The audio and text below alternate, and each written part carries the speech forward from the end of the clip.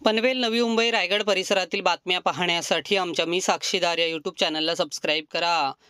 कोयत्याच्या धाकावर नातेवाईकांना ओलीस ठेवणाऱ्या अट्टेल गुन्हेगारास शिताफीने अटक करून ओलिसांची सुटका करण्यात आली। पनवेल शहरात ही घटना घडली असून पोलिसांनी आरोपीला अटक केली। यातील आरोपीचे नाव सोबन बाबूलाल महतो, वय अंदाजे 35 वर्ष, राहणार मंगला निवास गोडसेआळी पनवेल असे असून त्याच्यावर यापूर्वी खुनाचा गुन्हा दाखल असल्याची माहिती पोलिसांनी दिली। आरोपीने केलेल्या हल्ल्यात 4 पोलीस कर्मचारी जखमी झाले आहेत। सगळा वाचा आहे हो अरे जा पोलीस स्टेशन बिल्डिंग अरे व्हिडिओ काढ, नेटवर टाक, उलटा का टाक, शांत काय अरे माझे बोल आहेत ते कोणाला मी कोणाचा रूम आहे तुझा? माझ्या आईचा रूम आहे। किसका रूम आहे? गंगाजली देवी रूम नाही, अख्खी जागा समजलं का? अख्खी जागा रूमचा काय? अख्खी जागा तुझी? हा मग माझ्या आईच्या नावावरती आहे।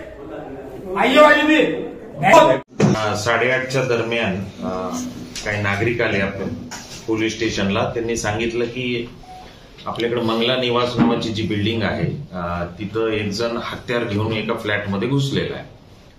तर मग आपली team API Munde, WAPI Munde त्यावेळी ड्युटीवर होते, ते सगळे स्टाफ सहित गेल्या। तिथं गेल्यावर त्यांना कळालं की 400 क्रमांकाच्या फ्लॅटमध्ये सोबन महतो नावाचा व्यक्ती घुसलेला आहे। त्याच्याकडे कुऱ्हाड, कोयता आहे आणि तो 2018 मध्ये आपल्याकडे एक खुनाचा गुन्हा दाखल होता पनवेल सिटीला, त्याच्यातला आरोपी आहे आणि तो 28 तारखेला या 5-7 दिवसापूर्वी जामिनावर सुटलेला होता।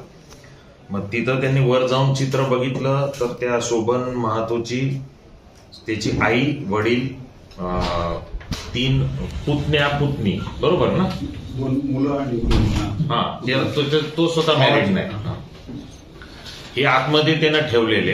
आणि मग पोलीस जेव्हा प्रवेश करण्याचा प्रयत्न करतायत घराच्या मध्ये, तर त्याला समजून सांगितलं, आवाहन केलं। मग तो म्हणला की जर तुम्ही आतमध्ये आलात तर ह्यांना खतम करून टाकेल।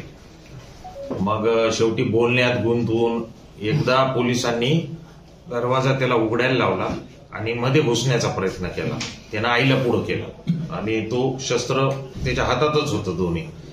आपल्या लोकांनी चिली स्प्रे वापरला त्याला कंट्रोल करण्यासाठी, जो ऑफिशियली येतो तो काही कंट्रोल होत नव्हता।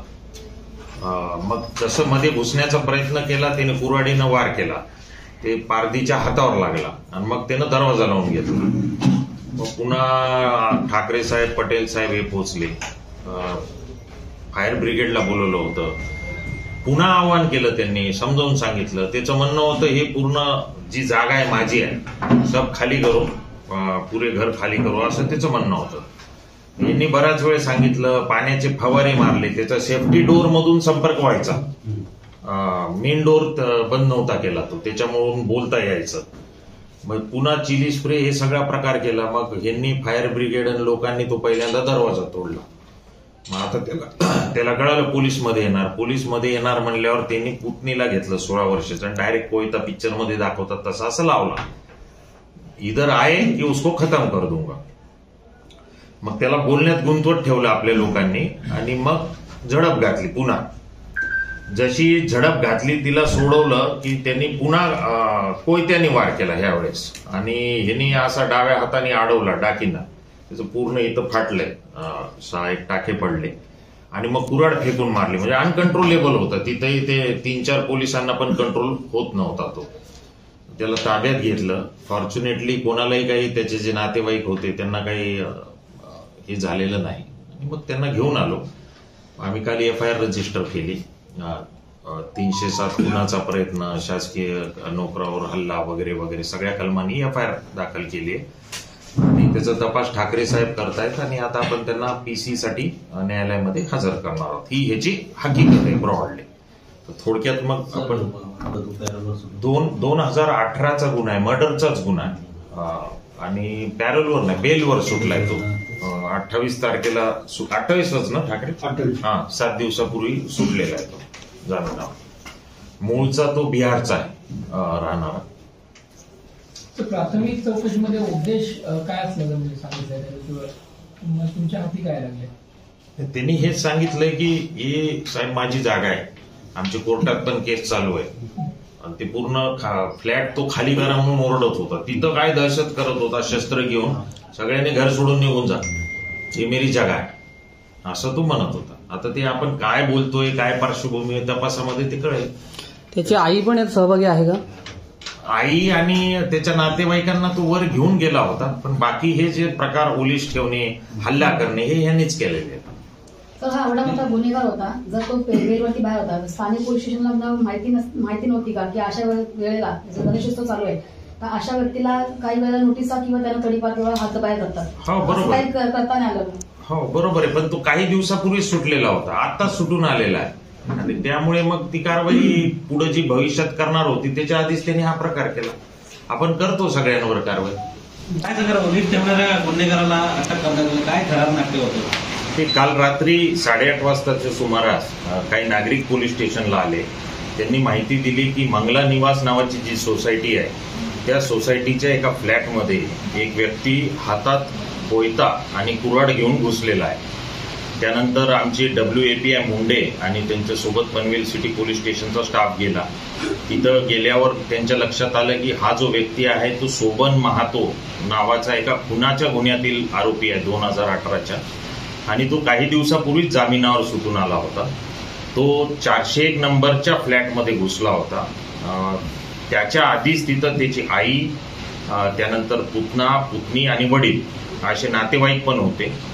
पोलिसांनी जेव्हा त्याला बाहेर निघायचं आवाहन केलं तेव्हा तो स्वतःच्या नातेवाईकांना पुढं करून तुम्ही जर मध्ये आलात तर यांचा जीव घेईन असं तो सांगायचा.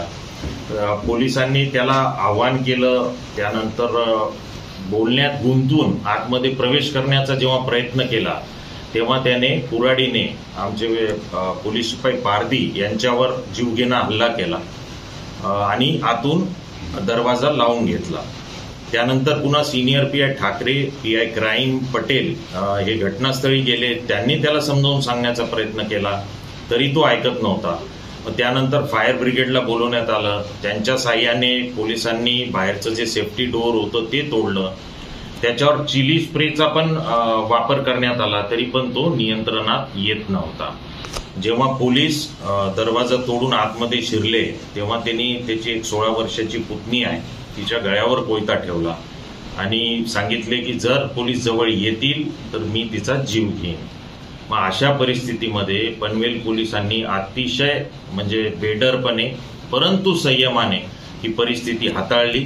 त्याला बोलण्यात गुंतून ठेवून त्याच्यावर झडप घातली. झडप घेऊन त्याला ओव्हरपॉवर केलं आणि त्याच्या ताब्यातील पुतणीला सोडवलं. ही जेव्हा शारीरिक त्याला ताब्यात घेण्याचा, नियंत्रण मिळवण्याचा प्रयत्न करत होता तेव्हा त्यांनी त्याच्या हातातील कोयत्याने वार केले. ते वार डाकी नावाच्या कर्मचाऱ्यांनी आपल्या हाताने अडवले आणि त्यामध्ये त्याच्या हाताला गंभीर जखम झालेली आहे. या संपूर्ण घटनेमध्ये डाकी, त्यानंतर पारधी, शेवाळे आणि मोकल हे पनवेल सिटी पोलीस स्टेशनचे कर्मचारी जखमी झालेले आहेत. परंतु एक चांगली बाब अशी की त्याचे जे नातेवाईक आहेत त्यांनी ओलीस ठेवले होते शस्त्राच्या धाक्यावर, त्यांना कोणालाही कसल्याही प्रकारची इजा झाली नाही. आरोपी शोभन महातोला आपण ताब्यात घेतलेला आहे. काल रात्रीच त्याच्या विरुद्ध शासकीय कर्मचाऱ्यावर हल्ला, खुनाचा प्रयत्न इत्यादी कलमान्वये गुन्हा दाखल केलेला आहे. या गुन्ह्याचा तपास वरिष्ठ पोलीस निरीक्षक ठाकरे करत आहेत आणि आता त्याला काही वेळामध्ये न्यायालयामध्ये पोलीस कस्टडी रिमांड मिळण्यासाठी पाठवण्यात येणार आहे.